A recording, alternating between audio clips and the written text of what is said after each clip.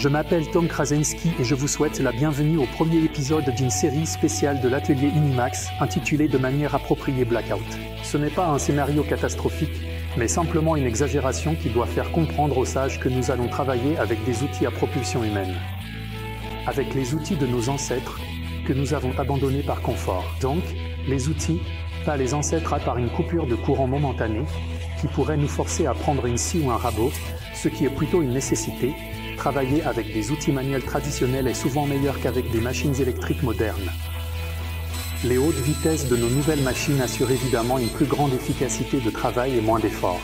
Mais en retour, nous avons dû nous résigner au fait que des copeaux, des sciures et de petites particules de matériaux volent dans tout l'atelier, ce qui n'est pas bon pour notre appareil respiratoire ni pour les machines elles-mêmes.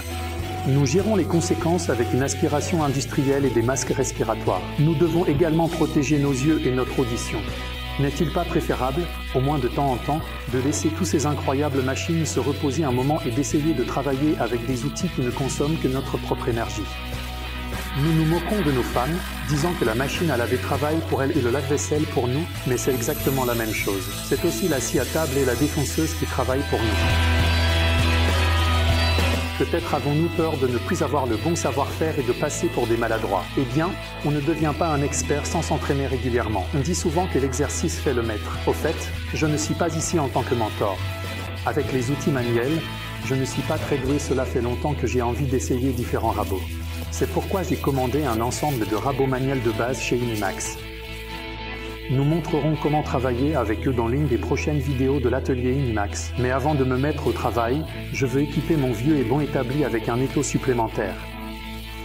J'ai choisi chez Unimax la voie du juste milieu avec une bonne valeur d'utilisation à un prix raisonnable. L'établi a des glissières en bois à la fois sur le chariot avant et sur le chariot arrière. Bien que l'étau supplémentaire soit en fonte, les mâchoires, ou plutôt les faces de serrage, sont équipées de plaques en bois pour un maintien délicat des pièces à travailler. Les faces sont dotées de trous à cet effet. La face arrière a même un filetage, afin que vous puissiez fixer ou retirer la plaque en bois sans avoir à démonter tout l'étau. Pour le montage, il est nécessaire d'utiliser des VM6 avec une tête qui se cache dans la pièce en bois, afin de ne pas endommager la pièce acérée. Il n'y a plus de filetage à l'avant, donc vous devez fixer les vis métriques de l'extérieur avec un écrou, ou éventuellement utiliser une vis de la bonne longueur pour le maintien.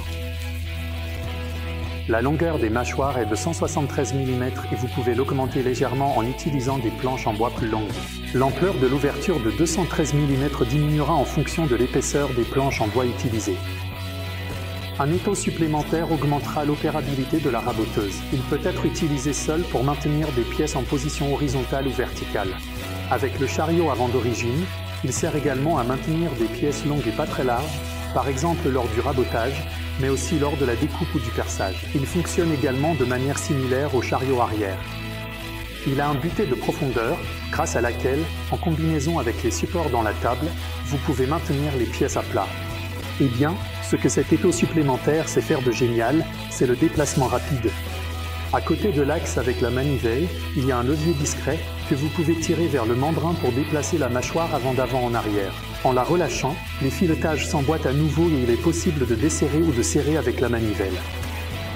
Vous n'avez pas besoin de mettre l'étau supplémentaire uniquement sur l'établi, mais sur pratiquement n'importe quelle table. Vous devez simplement assurer une fixation suffisamment solide à la surface de travail ou éventuellement utiliser une structure de support afin que les mâchoires soient en même temps avec la surface de travail. Et je parie qu'après un certain temps, vous ne pourrez que secouer la tête en vous demandant comment vous avez pu vous passer de cet étau. Vous trouverez les liens vers les produits comme d'habitude dans la description en bas de la vidéo et si la vidéo vous a plu, merci de nous donner un like. Si vous ne voulez pas manquer la prochaine vidéo de l'atelier Unimax, cliquez également sur s'abonner et éventuellement sur la cloche pour recevoir une notification dès qu'une nouvelle vidéo est mise en ligne. Je m'appelle Tom Krasinski, merci d'avoir regardé et à bientôt dans la prochaine vidéo.